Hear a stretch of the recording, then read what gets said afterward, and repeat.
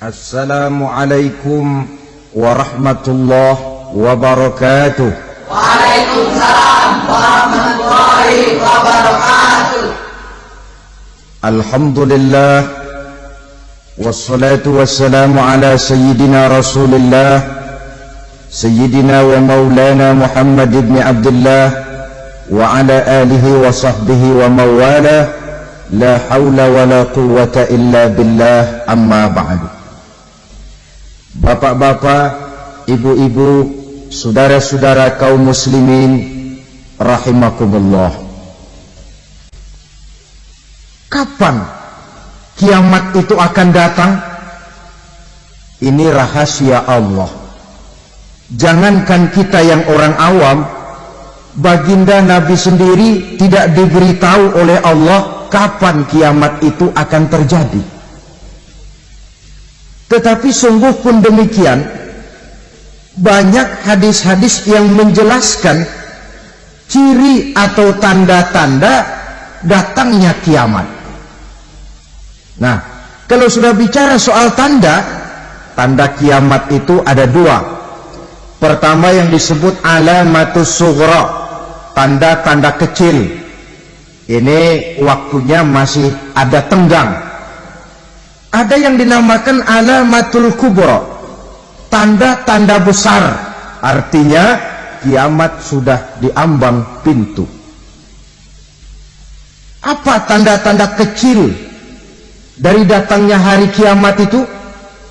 Misalnya kata Nabi, apabila ilmu sudah diangkat oleh Allah, artinya apabila ulama sudah banyak wafat, minat orang belajar agama berkurang, lalu kebodohan nampak merajalela di mana-mana, zina dikerjakan secara terbuka, minuman-minuman keras jadi kebanggaan, itu termasuk di antara tanda-tanda kecil terjadinya hari kiamat.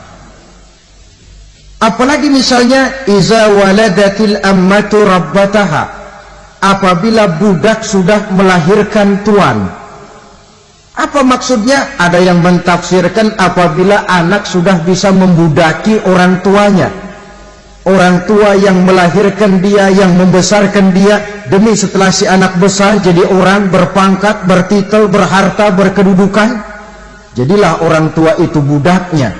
Sehingga sering dibilang kalau orang tua kaya, anak jadi raja. Tapi kalau anak yang kaya, orang tua sering jadi budak. Apalagi munculnya fitnah yang bergelombang, timbul perang antara dua bangsa yang besar, waktu berjalan terasa sangat pendek sekali. Itu merupakan tanda di antara tanda-tanda kiamat. Termasuk di dalamnya sulit membedakan mana laki, mana perempuan. Kan kalau tanda-tanda kayak begini sekarang sudah banyak kita lihat kan? Ulama banyak wafat, penggantinya sulit. Zina dikerjakan berterang-terangan, minuman keras jadi kebanggaan, banyak anak membudaki orang tuanya, sulit membedakan mana laki mana perempuan. Kadang-kadang dari belakang kita lihat perempuan bener, begitu kita colek nengok jenggotan.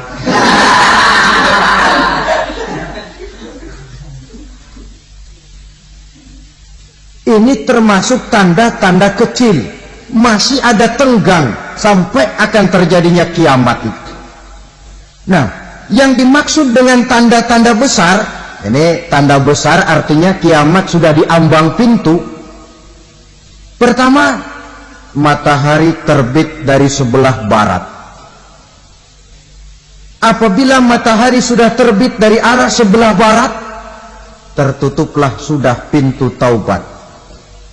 Bersabda Nabi kita, la taqumus sa'atu hatta tatlu'a syamsu min maghribiha. Tidak akan datang hari kiamat sampai matahari terbit dari arah sebelah barat. Fa iza tala'at, manakala matahari telah terbit dari arah sebelah barat, wa ra'ahan nasu, manusia banyak menyaksikan itu, amanu ajma'un, mereka pun lalu beriman. yang tadinya kafir, yang tadinya ingkar, yang tadinya membangkang, setelah melihat matahari terbit dari sebelah barat, buru-buru beriman, berlomba-lomba mengucap dua kalimat syahadat. Tapi apa yang terjadi? Kata Nabi, wadzalika hina la yanfa'u nafsan imanuha lam takun amanat min qabl. Hari itu adalah hari yang iman sudah tidak berguna lagi bagi seseorang apabila sebelumnya memang dia tidak pernah beriman. Au kasabat fi imaniha khaira, atau beriman tetapi tidak pernah melakukan kebajikan di dalam keimanannya itu. Hari yang sudah kasib, hari yang sudah terlambat, beriman tidak akan ada gunanya lagi. Ini pelajaran buat kita. Sebelum sang surya terbit dari sebelah barat, sebelum nafas sampai di tenggorokan, artinya pintu taubat masih terbuka. Kalau dua hal itu sudah terwujud, nafas sudah sampai di kerongkongan atau matahari sudah terbit dari arah sebelah barat, tertutuplah sudah pintu taubat. Tak ada lagi gunanya pangkat, jabatan, harta, bahkan beriman pun dalam suasana macam itu too late, kata orang Kulon. Sudah terlambat. Matahari terbit dari arah sebelah barat, itu tanda besar, artinya kiamat sudah diambang pintu. Lalu apalagi tanda besar? Munculnya Dajjal. Dajjal artinya pendusta-pendusta yang menyesatkan manusia. Ada dua macam Dajjal, saudara. Ada Dajjal kecil, ini Dajjal kelas teri. Kalau ini sejak zaman Rasulullah sudah ada itu. Tiap zaman ada. Di zaman Rasulullah misalnya ada yang bernama Aswad al-Unsi dari Yaman. Ada yang namanya Musailamah al-Kazzab dari Yamamah. Ada yang namanya Ibnu Sayyad dari Madinah. Ini Dajjal di zaman Rasul. Musailamatul Kazzab memproklamirkan diri jadi nabi dia. Di zaman Rasul masih hidup. Ini Dajjal zaman Nabi. Di zaman sahabat muncul Dajjal. Di zaman kita sekarang ini Dajjal pun gentayangan. Dajjal kelas teri. Kerjanya mendustakan manusia, menyesatkan manusia, memalingkan manusia dari jalan yang benar dan diridhoi oleh Allah Subhanahu wa ta'ala. Adapun yang merupakan tanda besar dari datangnya kiamat, Dajjal kelas kakap, pembohong-pembohong besar yang menyesatkan masyarakat manusia berpaling dari jalan Allah mengikuti jalan mereka.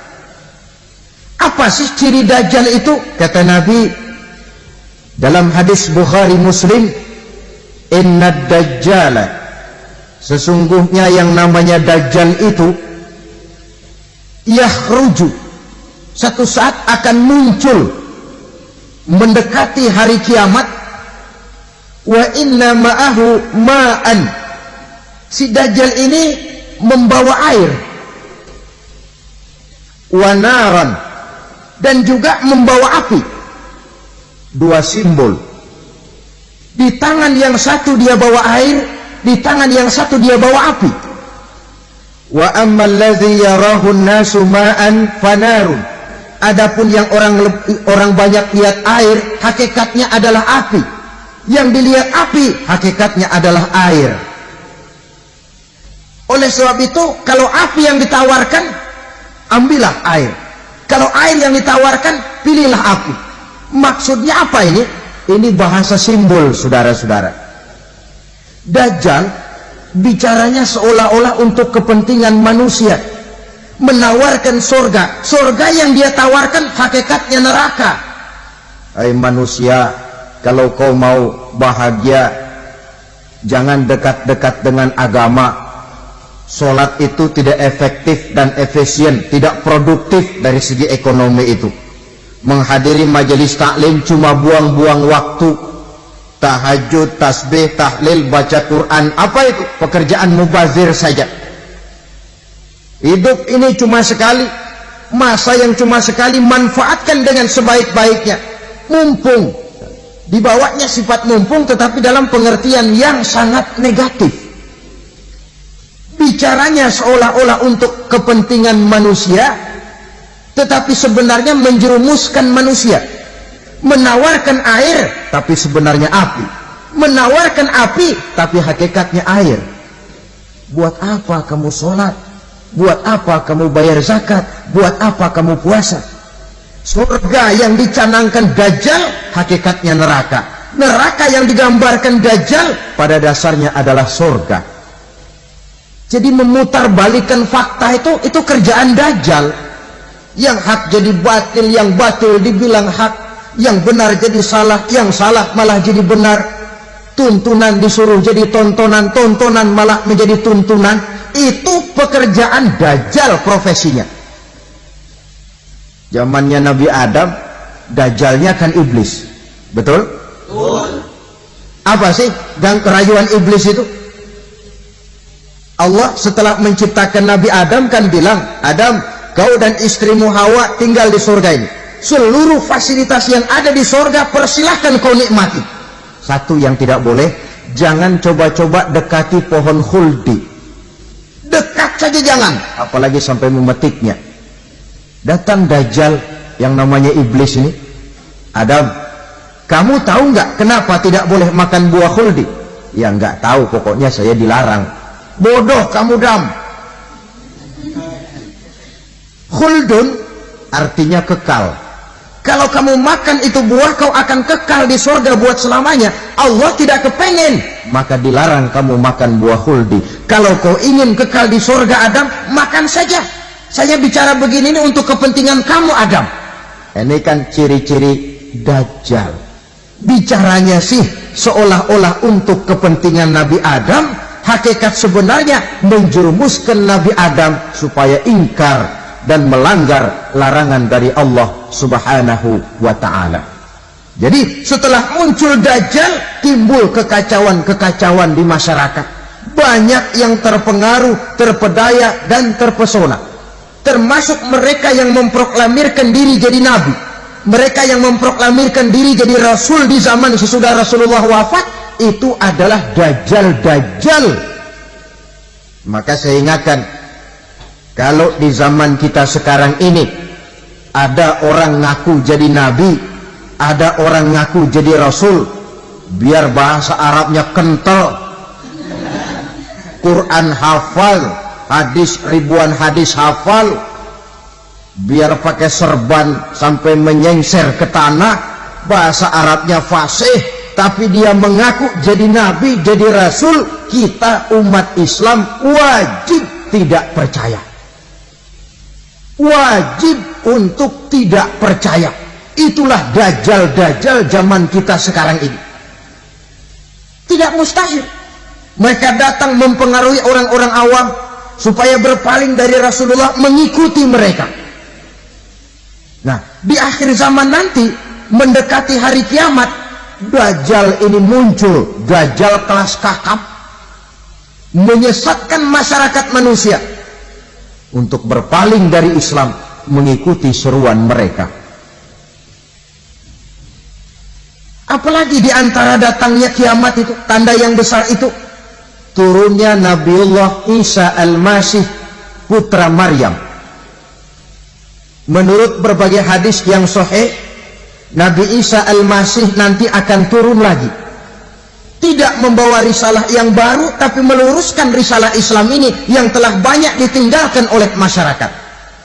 Bahkan ada hadis menjelaskan beliau akan membunuh Nabi, mematahkan kayu-kayu salib, lalu melaksanakan haji dan umrah mengikuti syariat Nabi Muhammad, bukan membawa agama baru. Menjadi semacam mujaddid, reformer, menyelamatkan manusia dari bisikan Dajjal. Bahkan ada riwayat yang menjelaskan bahwa Nabi Isa berhasil mengalahkan Dajjal, mengembalikan masyarakat manusia kembali kepada ajaran Islam yang datang dari Allah, dibawa oleh Rasulullah Sallallahu Alaihi Wasallam. Dengan kata lain, turunnya Nabi Isa bukan sebagai Nabi dan Rasul baru, tetapi mengikuti syariat Nabi kita Muhammad sallallahu alaihi wasallam. Saudara hadirin, ibu-ibu hadirat yang saya hormati, kemudian apalagi di antara tanda-tanda besar akan datangnya kiamat itu? Keluarnya asap atau awan. Kata Nabi, inna min asrati sa'ah dukhanan yamla'u ma bainal masyriqi wal maghrib. Di antara tanda-tanda kiamat munculnya awan atau asap yang memenuhi antara langit dan bumi. Ini pun diperkuat dalam surah Ad-Dukhan ayat 10. Fartaqib yauma ta'tis sama' bidukhanin mubin fayughshan nas hadza azabun alim. Bagi orang-orang yang beriman, mereka biasa-biasa saja. Tapi bagi orang kufur, datangnya asap dan awan ini merupakan azab yang kelewat pedih. Barangkali sedikit mendekati gambaran tentang azab yang pedih ini, saya ingatkan alam pikiran kita kepada peristiwa yang belum lama terjadi. Pernah dengar berita bocornya reaktor nuklir di Chernobyl, Uni Soviet? Pernah dengar? Bocornya reaktor nuklir di Chernobyl yang mengakibatkan ratusan bahkan sangat mungkin ribuan nyawa. Cuma satu reaktor. Bagaimana kalau seluruh cadangan nuklir yang dimiliki oleh para negara adik kuasa ini diledakkan? Bahkan yang konon menurut catatan, cadangan nuklir yang dimiliki bersama oleh Amerika dan Rusia sekarang ini sudah sanggup memusnahkan 6 miliar manusia. 1,5 kali lebih banyak dari jumlah manusia yang nongkrong di permukaan bumi ini. Saudara-saudara hadirin yang saya hormati, lalu saat mendekati hari kiamat, apalagi tandanya? Setelah Nabi Isa wafat, pada saat turunnya yang kedua kali, lalu Allah meniupkan angin sejuk. Semua orang-orang beriman, orang-orang baik wafat, sehingga penghuni bumi ini cuma tinggal lagi terdiri dari orang-orang kafir. Tidak ada lagi di bumi ini yang bisa mengucapkan Allah. Sehingga dalam hadis qudsi itu ada keterangan, innallaha azza wa jalla yaqulu li Israfil. Allah pernah pesan kepada malaikat Israfil, kata Allah, Israfil, iza sami'ta qailan yaqul Allah Allah fa akhirin nafah 40 sanatan ikraman liqailiha. Hai Israfil, apabila kau dengar di permukaan bumi masih banyak orang yang mengucapkan Allah Allah, maka tunda sangkakala kiamat itu 40 tahun. Untuk apa? Ikraman liqailiha, menghormati orang yang mengucapkan Allah Allah itu. Wah, jadi karena sekarang masih banyak yang mengucapkan Allah, besar hatilah kita, masih jauh kiamat itu. Tapi jangan lupa, kiamat pribadi, kiamat kecil itu yang gak kita sangka-sangka. Ajal datang mencabut nyawa, itu kiamat pribadi, dan itu yang pasti kita hadapi, dan itu yang membuat kita tidak boleh bersikap main-main di dalam kehidupan sekarang ini. Saudara hadirin yang saya hormati, tidak ada lagi orang-orang muslim. Seluruh penduduk dunia ini kafir. Lalu terciptalah struktur sosial yang berlandaskan prinsip hidup semau gue. Bakal terjadilah prinsip di mana yang kaya menyantap yang miskin, yang kuat menindas yang lemah. Hidup sudah bagaikan di rimba belantara, berlaku hukum rimba. Siapa yang kuat dia yang menang, siapa yang lemah menjadi mangsa. Timbul kekacauan, maksiat merajalela, munkarat menjadi-jadi, sehingga isi bumi ini penuh dengan segala macam perbuatan dosa. Tidak ada perlunya lagi alam diperpanjang temponya. Datang saat yang sudah dijanjikan oleh Allah Azza wa Jalla, maka terjadilah yang disebut kiamat kubra, kiamat besar, kiamat hancur-hancuran. Bagaimana kejadian ini dimulai? Dalam surah Az-Zumar ayat 68, Allah Subhanahu wa taala berfirman, "Wa nufikha fis-suri fasa'iqa man fis samawati wa man fil ardi illa man syaa Allah." Maka manakala ditiuplah sangkakala, terkejutlah seluruh yang ada di langit dan seluruh yang ada di bumi. Bila saat kiamat datang, Allah perintah malaikat Israfil, "Israfil, tiup sangkakalamu." Ditiuplah sangkakala oleh malaikat Israfil. Yang akibat daripada tiupan itu, seluruh yang ada di langit, seluruh yang ada di permukaan bumi terkejut. Yang ada di langit siapa? Malaikat kan.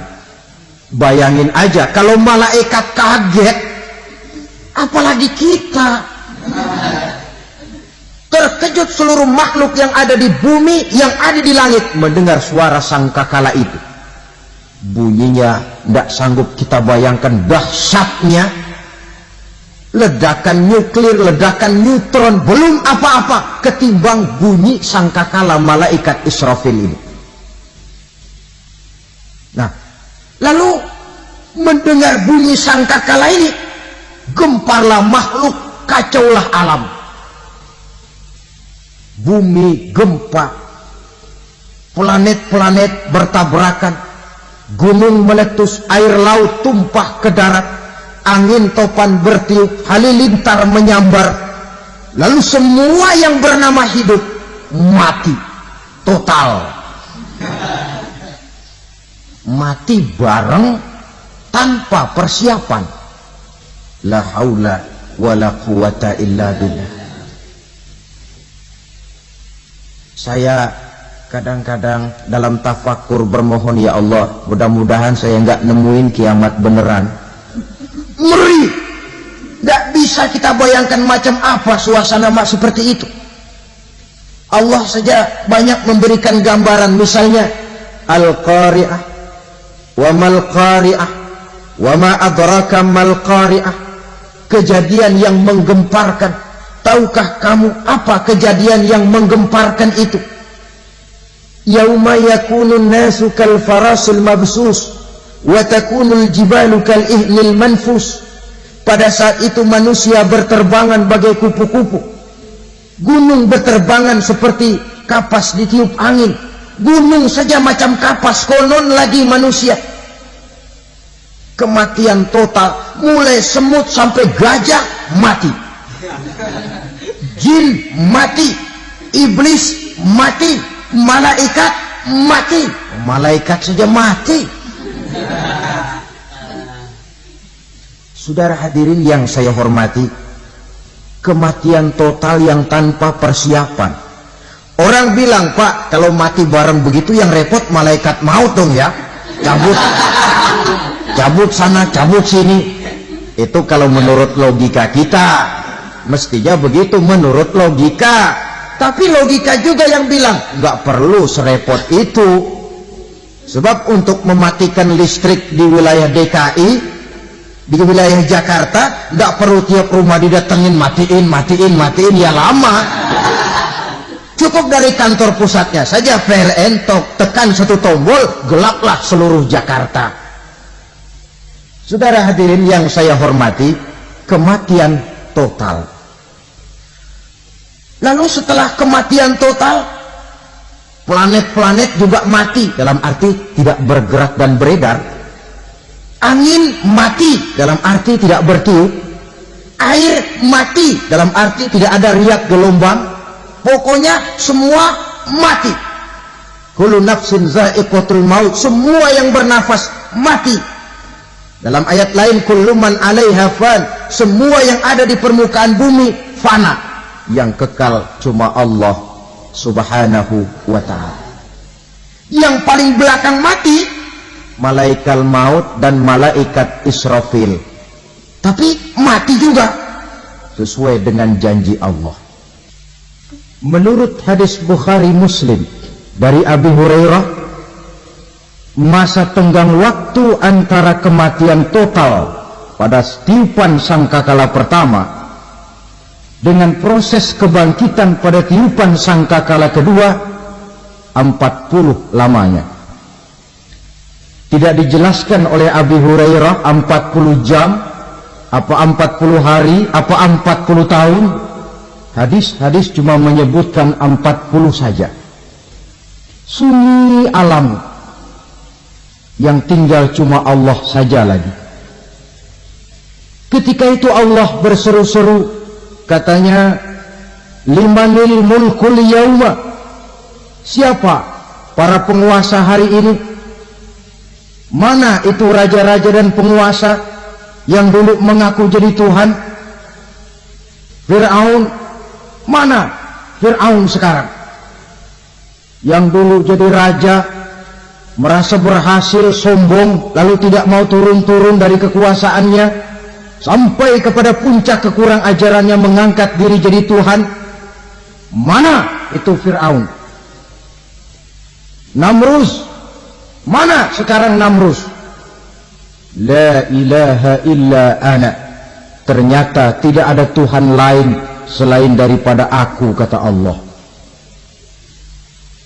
Proses kemudian, saudara-saudara, turunlah hujan dari langit. 40 lamanya hujan itu. Tidak jelas juga 40 jam atau 40 hari. Setelah air turun membasahi, datanglah tiupan sangkakala yang kedua.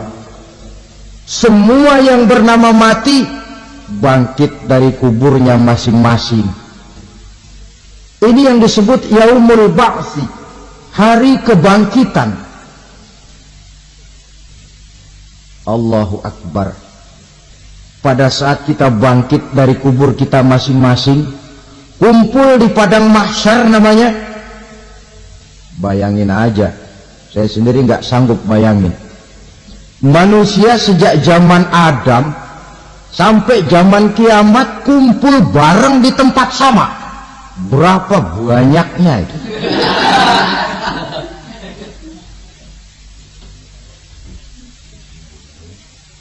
Dan yang luar biasa menurut satu riwayat, pada saat bangkit itu, Masya Allah, roman muka kita berubah, disesuaikan dengan amalan kita waktu di dunia ini. Barang siapa yang waktu di dunia amalannya itu amalan tikus, di akhirat nanti dia bangkit dari kubur, mukanya seperti muka tikus. Gagah betul badannya, tapi mukanya seperti tikus. Kenapa? Amalannya waktu di dunia seperti amalan tikus. Apa amalan tikus itu? Suka ngegeragoti barang yang sudah disimpan rapi-rapi. Orang sudah simpan uang rapi-rapi, simpan perhiasan rapi-rapi, digeragoti oleh tikus. Maling-maling, pencoleng-pencoleng, koruptor-koruptor. Itu nanti di akhirat nanti kita lihat mukanya seperti muka tikus. Oh, ini waktu di dunia suka nyolong, hanya seperti muka tikus. Barang siapa yang waktu di dunia ini amalannya itu amalan macan, dia akan bangkit nanti mukanya seperti muka macan. Apa amalan macan? Macan itu amalannya menang-menangan. Orang yang mau menang saja, nggak mau mengalah. Coba lihat di hutan. Kenal hutan nggak? Nah. Di hutan, raja hutan di mana-mana pasti macan. Betul kan? Betul. Padahal hutan belum pernah bikin pemilihan umum. Tapi macan tidak peduli ada pemilihan umum apa tidak, pokok saya raja. Sebab apa? Macan jadi raja itu bukan karena benar, tapi karena kuat jadi raja. Setelah dia jadi raja, rakyat hutan yang mesti dilindungi malah dimakan oleh raja macan. Kambing rakyat hutan dimakan oleh macan. Ayam rakyat hutan dimakan oleh macan.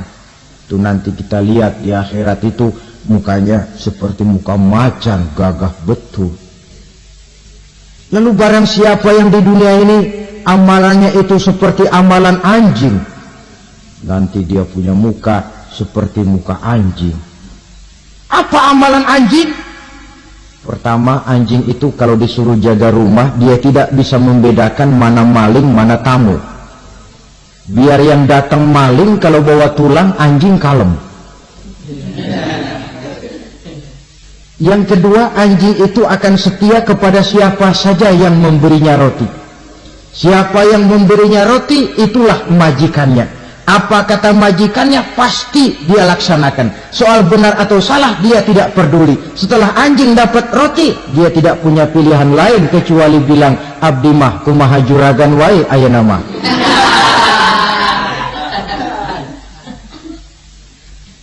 Saudara hadirin yang saya hormati, berkumpul di padang mahsyar, tiap orang sibuk dengan persoalannya masing-masing. Matahari waktu itu didekatkan oleh Allah, panas luar biasa. Ada yang saking panasnya itu mencucurkan peluh keringat sampai sebatas mata kakinya. Ada yang keringatnya sampai sedengkulnya, ada yang keringatnya sampai sepusatnya, ada yang keringatnya mengalir sampai sebahunya, ada yang kelelap oleh keringatnya sendiri, sementara orang di sampingnya nggak apa-apa. Bergantung lagi amalan dia waktu di dunia ini. Saudara-saudara, sebagian orang dalam kepanikan padang mahsyar berombong-rombong datang mereka menghadap Nabi Adam. Ya Adam, anta abal bashar. Hai Adam, Tuhan adalah bapak moyang manusia. Kami sebentar lagi akan disidang, dimintakan pertanggungan jawab. Tolonglah kami, hai Adam. Kata Nabi Adam, jangankan nolongin sampean, saya sendiri tanggung jawab di hadapan Allah. Ketika dulu tidak boleh makan khuldi, saya serobot. Sudahlah, urus diri masing-masing saja, nafsi.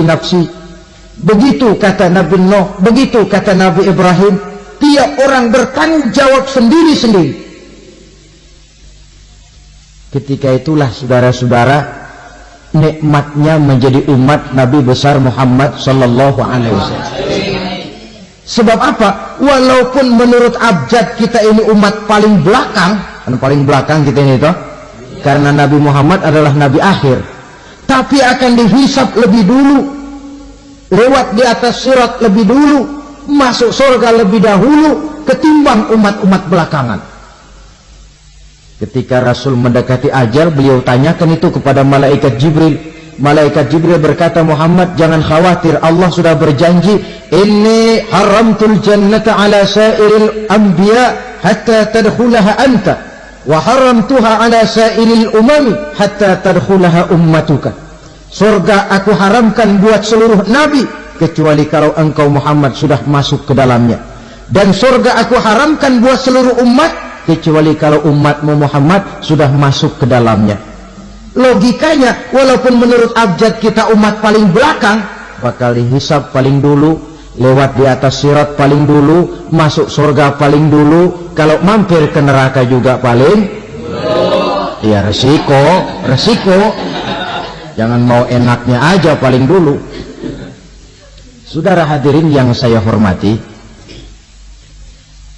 setelah masa kebangkitan itu jangan dikira begitu bangkit langsung diperiksa, masih menunggu menanti ribuan tahun perhitungan padang mahsyar untuk sampai kepada proses yang disebut yaumul hisab, hari perhitungan. Seorang demi seorang bakal dipanggil. Bayangkan saja, kita se-RT saja di absen, kadang-kadang perlu waktu lama. Ini manusia sejak zaman Nabi Adam sampai datang hari kiamat, satu demi satu disidang di hadapan Qadhi Rabbul Jalil. Status sosial copot sudah waktu itu. Yang pernah jadi hartawan di situ tidak lagi kelihatan kehartawanannya. Yang pernah jadi jenderal tidak lagi dipanggil jenderalnya. Yang ustadz tidak lagi dipanggil al-mukarramnya. Seluruh status sosial selesai. Dipanggillah kita seorang demi seorang menghadap Qadhi Rabbul Jalil. Bagaimana proses penghisaban itu? Pertama, proses tanya jawab. Di antaranya ada hadis menyatakan lan tazula qadama 'abdin yaumal qiyamah hatta yus'ala an arba'i khisalin. Besok di hari kiamat tidak akan bergeser telapak kaki seorang hamba sampai dia ditanya lebih dulu tentang 4 persoalan. Tentang ilmunya. Kemana ilmu itu diamalkan? Tentang umurnya. Di mana umur itu dihabiskan? Tentang masa mudanya, kemana masa muda itu dipakai? Tentang hartanya, dari mana harta itu didapat dan kemana harta itu dibelanjakan. Ini termasuk proses tanya jawab. Jadi kalau istilah pengadilan dunia, nama Fulan bin Fulan. Kamu waktu di dunia diberikan umur panjang untuk apa? Pernah mengalami masa muda, kemana kau habiskan masa remajamu? Kau diamanahkan ilmu, dengan apa ilmumu kau amalkan? Kau diberikan harta, dari mana harta kau dapat, kemana kau belanjakan? Tak seorang pun yang bisa mungkir. Sebab apa? Dikala itu yang menjadi saksi bukan orang. Yang menjadi saksi adalah seluruh anggota badan kita. Tangan bicara, kaki jadi saksi terhadap seluruh amalan yang pernah kita kerjakan pada saat kehidupan di alam dunia ini. Selesai proses tanya jawab, lalu diperlihatkan buku catatan kita waktu hidup di dunia ini. Jangan lupa Allah itu menyiapkan 2 superkomputer kepada kita. Sebelah ditempelin sebelah kanan, yang sebelah tempelin di sebelah kiri. Komputer itu namanya Raqib dan Atid. 2 malaikat yang apabila baik kita lakukan, refleks saja akan menulis kebajikan kita. Jahat kita kerjakan, akan tertulis. Catatan itu nanti diperlihatkan kepada kita. Waduh, alangkah malunya pada saat diperlihatkan catatan kita, buku rapot kita merah melulu. Barangkali diperiksa sambil diomelin, brengsek lo. Buku merah melulu begini, bagaimana waktu hidup di dunia? Tidak cukup diperlihatkan buku catatan kehidupan, rekaman kehidupan. Rekaman kehidupan kita secara utuh sejak terlahir sampai ajal datang merenggut nyawa. Barangkali mirip dengan video sekarang ini, di mana terekam dengan baik seluruh kegiatan kita sejak yang sekecil-kecilnya sampai kepada yang sebesar-besarnya. Untuk kemudian kita pun menerima balasan. In khairan fa khairun wa in syarran fa syarrun. Kalau baik ya baik balasannya, kalau jahat ya jahat juga balasannya. Catatan-catatan kita diberikan. Kalau banyak kebajikannya diberikan di tangan kanan dengan cara yang halus. Kalau banyak kejahatannya diberikan dari sebelah kiri atau dilempar dari belakang. Itulah sebabnya sejak di dunia ini kita sudah mohon kepada Allah. Ketika berwudu membasuh tangan kanan, apa kita bilang? Allahumma a'tini kitabi biyamini wa hasibni hisaban yasira. Ya Allah, berikan saya kitab di tangan kanan, dan kalau saya memang perlu dihisab, hisablah saya yang seringan-ringannya. Tangan kiri berlindung kita kepada Allah. Jangan sampai diberikan kitab di tangan kiri atau dari arah sebelah belakang. Wa'udzubika an tu'tiya kitabi bishimali aw min wara'i zuhri, dari arah sebelah belakang. Na'udzubillah min dzalik. Setelah selesai lewat proses penghisaban, lewat mizan, timbangan, maka yang sudah selesai dihisab itu bergeraklah menuju sirat, jembatan yang terbentang menuju surga melalui neraka. Saudara-saudara, panjangnya perjalanan sirat itu memakan waktu ratusan tahun. Tetapi orang yang lewat di atas sirat pun macam-macam, bergantung amalannya ketika di dunia ini. Ada yang lewat di atas sirat itu kalbarkil khatib, seperti kilat yang menyambar, sudah sampai dia di surga. Cepat bukan main. Ada yang lewat di atas sirat itu seperti orang lari-lari. Ada yang lewat di atas sirat itu seperti orang jalan biasa. Ada yang sambil merangkak, ada yang sambil ngesor, ada yang sambil gelayutan, ada yang selamat sampai ke ujung ke surga, ada yang tergelincir jatuh masuk ke dalam neraka, bergantung amalannya dalam kehidupan di dunia sekarang ini. Tiap kita akan melewati yang namanya sirat ini. Saudara-saudara kaum muslimin yang saya hormati, dengan demikian mereka yang selamat melalui sirat sampai ke terminal akhir surga, mereka yang ketika dihisab ternyata banyak kejahatannya daripada kebaikannya, mereka singgah di dalam neraka. Nah, adapun orang-orang yang beriman menurut ayat Quran dan hadis Nabi itu nanti ada bermacam-macam. Ada orang beriman itu yang dimasukkan surga. Ada orang beriman itu yang dimasukkan ke dalam surga. Ada orang beriman itu yang disebut penduduk surga. Kenapa lain-lain, Pak? Karena waktu di dunia amalannya juga lain-lain. Ada orang beriman yang masuk surga. Ini paling murah tiketnya. Mau masuk surga? Kata Nabi begini, ma min abdin qala la ilaha illallah thumma mata ala dhalik illa dakhalal jannah. Kalau seorang hamba sudah mengucap dua kalimat syahadat, dia yakin dengan kebenaran kalimat itu sampai matinya, orang itu akan masuk surga. Abi Dzar yang waktu itu diajak bicara heran, ya Rasul kok gampang betul? Iya, walaupun orang itu mencuri, iya, walaupun orang itu berzina, iya, biar dia mencuri, biar dia berzina, kalau dia sudah mengucap dua kalimat syahadat, dia yakin dengan kebenaran kalimat itu sampai matinya, itu orang akan masuk surga. Jadi masuk surga cukup dua kalimat syahadat, yakin sampai mati, masuk surga. Itu perkara masuk. Tapi kalau pertanyaannya diterusin, masuknya kapan, Pak?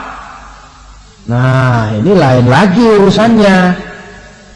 Sebab ada yang masuknya itu langsung, ada yang mampir dulu. Di sana tempat cuma dua, kalau tidak surga, neraka. Mau ke surga, tapi mampir dulu. Yang mampirnya jelas di neraka. Kenapa? Dalam hadis qudsi ada riwayat, nanti itu di akhirat, setelah Allah selesai mengatur penduduk surga, masuk surga, yang neraka, masuk neraka, Allah berkata kepada malaikat Malik, malaikat Malik, lah baik ya Allah, itu bajingan-bajingan tengik, manusia-manusia durjana, yang waktu di dunia tidak mau sujud, jauh dari ulama, gemar melakukan yang munkarat dan maksiat, hidup di tengah masyarakat selalu jadi bibit keonaran, kufur, sudah masuk neraka semua. Sudah ya Allah. Nah, kalau sudah, coba sekarang kamu masuk, Malik. Saya, iya, masuk neraka. Mau apa ya Allah? Kata Allah, akhriju minan nar man kana fi qalbihi misqala habatin min khardalin min iman. Kau masuk neraka, cari di dalam neraka orang-orang yang ada imannya walaupun kecil sebesar biji zarah, angkat mereka keluar. Masuk malaikat Malik ke neraka. Cari orang yang ada imannya, korek-korek. Ya repot, udah pada gosong. Yang ada imannya diangkat ke atas, yang ada imannya diangkat ke atas. Lalu dimandikan di Nahrul Hayat, namanya sungai kehidupan di akhirat nanti. Cakep lagi rupanya, bersih lagi wajahnya, apel di hadapan Allah.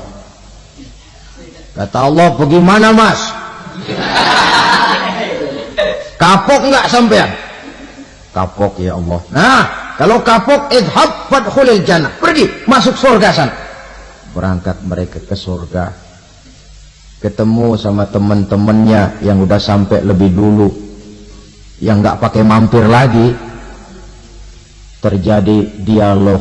Kata teman-temannya yang udah pada nyampe duluan, mas, iya, emang baru sampai? Oh, saya baru sampai. Memang mampir di mana dulu mas? Kita sudah lama sampai di surga. Saudara buka surah Al-Muddathir ayat 34-35. Ma salakakum fis saqar? Kenapa kamu mampir di neraka Saqar? Qalu lam nakum minal musallin. Mereka menjawab, kami mampir di neraka Saqar mas, gara-gara dulunya kami waktu di dunia tidak pernah sholat. Tidak pernah sholat? Tidak pernah. Karena rumahnya dekat masjid, cuma dekat doang mas. Sholat mah enggak saya. Enggak pernah ngasih makan fakir miskin, enggak pernah hadir di majelis taklim, pendeknya enggak pernah melakukan kebajikan. Maka saya pun mampir di neraka Saqar. Untung betul saya punya iman mas, sedikit. Waktu hidup di dunia dulu saya pernah mengucap 2 kalimat syahadat. Sekali-kalinya waktu mau kawin. Masya Allah. Untung saja kawin. Kalau nggak kawin, polos.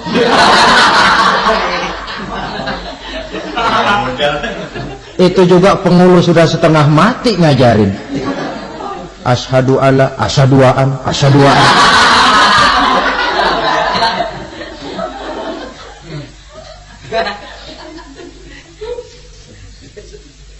Ini namanya masuk surga, ada mampir dulu. Ada pula orang mukmin itu yang dimasukkan surga. Namanya dimasukkan kan terima beres. Saya masuk ke rumah, jalan sendiri, cari tempat sendiri. Saya dimasukkan ke dalam rumah, terima beres, pokok ada di dalam, itu dimasukkan namanya. Nggak pakai mampir. Tapi tentu tiketnya lebih mahal ketimbang yang pertama tadi. Apa kata Allah? Innal ladzina amanu wa amilus shalihat la ukaffiranna anhum sayyi'atihim wa la udkhilannahum jannah. Sesungguhnya orang-orang yang beriman kemudian beramal soleh, kami hapuskan segala dosa dan kesalahannya, kami masukkan mereka ke dalam surga. Lihat ayatnya, Allah yang memasukkan, kita yang dimasukkan. Tidak pakai transit, tidak usah mampir. Cuma tidak cukup syahadat, tidak cukup amanu, tapi diiringi dengan wa amilus shalih. Iman, amal. Tidak cukup syahadat, lalu dibuktikan dia sholat, dia zakat, puasa, lalu dia melakukan berbagai macam kebajikan. Ini yang menyebabkan dia tidak pakai mampir di tempat yang bernama Saqar. Lalu ada pula orang mukmin itu yang disebut penduduk surga. Wah, ini sudah fit ini. Ashabul jannah, penduduk surga. Siapa mereka? Kata Allah, innal ladzina amanu summa istaqamu fala khaufun 'alaihim wa la hum yahzanun ulaika ashabul jannah hum fiha khalidun. Sesungguhnya orang-orang yang beriman lalu istiqamah, tetap dalam melaksanakan perintah Allah, tidak goyah, tidak labil tapi stabil, istiqamah, mereka tidak takut dan tidak bersedih hati. Merekalah penduduk surga. Iman, istiqamah. Tidak punya duit, sembahyang. Banyak duit, sembahyang. Miskin, sembahyang. Kaya, tetap sembahyang. Istiqamah. Kadang orang kalau susah rajin ke masjid, banyak duitnya ngelihat masjid melengos. Itu yang dibilang waktu miskin hamba Allah, setelah kaya jadi hamba harta. Bergeser, tidak ada nilai istiqomahnya. Saudara-saudara, dengan begitu penduduk neraka itu dua. Ada penduduk permanen, ada penduduk yang semi permanen. Yang semi permanen orang-orang beriman yang mempunyai dosa besar. Mereka masuk ke neraka untuk menerima azab sesuai dengan dosanya. Bila selesai masa azab itu, mereka akan diangkat untuk ditempatkan kembali ke dalam surganya Allah Subhanahu wa ta'ala. Nah, dikala itulah saudara-saudara, ada yang disebut syafaat dari Rasulullah Sallallahu Alaihi Wasallam. Tapi tentu jangan lupa, syafaat ini ibarat kain menambal dia.